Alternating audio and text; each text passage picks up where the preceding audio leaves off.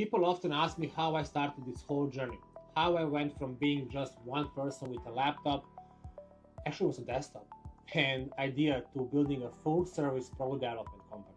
So let me tell you the real story, with ups and downs and everything in between. It all started with freelance gigs.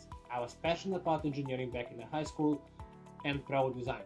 It was the second year of high school, believe it or not. And I was getting decent skill with the CAD software, especially SolidWorks. I was getting involved in some prototyping and mechanical design. I started taking small freelance jobs from platforms. Back then was Freelance and now it's Upwork, and word of mouth referrals. In the beginning, it was all about proving myself. I took on jobs that weren't glamorous, didn't pay much, and sometimes barely made sense, but each one taught me something. The first major shift came when I realized I couldn't grow if I treated this as just a freelance. I had to think like a business. So I built a personal website by myself, created a portfolio, and started offering clearer and more structured process to clients. I wasn't just selling design work anymore. I was selling solutions, and that mindset shift helped me raise my rates, attract better clients, and take on more meaningful projects.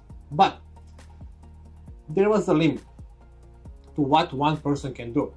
I remember nights when I had to design during the day,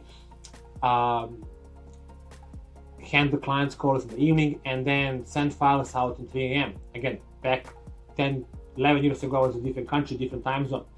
That hustle can only take you so far before it leads to a burnout. So I started building a team slowly. First, it was another designer, then someone for prototyping support, then someone for logistics and fulfillment. Not all hires worked out, and they don't. I made mistakes. Some people were available, some just didn't match the energy of standards that I had, and some of them, they just didn't want to work anymore. But with every bad hire, I learned what a good one looks like. As we grew, the work changed. We weren't just offering CAD service anymore. We started managing prototyping, small batch manufacturing, branding, packaging, logistics, even fulfillment. And that became our edge. Most people in the space only do one thing: design or prototype manufacturing. That's it. We began doing it all under one roof, which I want to say. Working alone gave me speed and control. I didn't have to coordinate with anyone. I could make decisions instantly. But it also meant I was the bottleneck. If I got sick, the business paused. If I wanted a vacation, forget it. Working with team means more moving parts, more responsibility, more overhead, but it also means scale.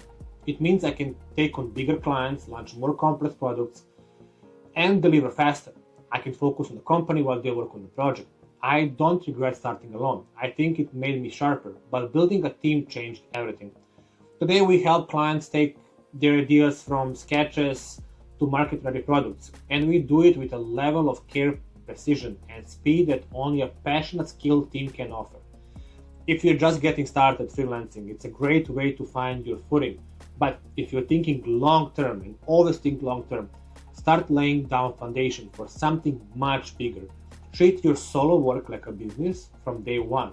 Document your process, learn how to communicate, and always keep learning from your clients, your mistakes, and your successes. Don't give up. Because whether you are a team or just one person, the goal is the same: to build something that works, helps others, and makes you proud.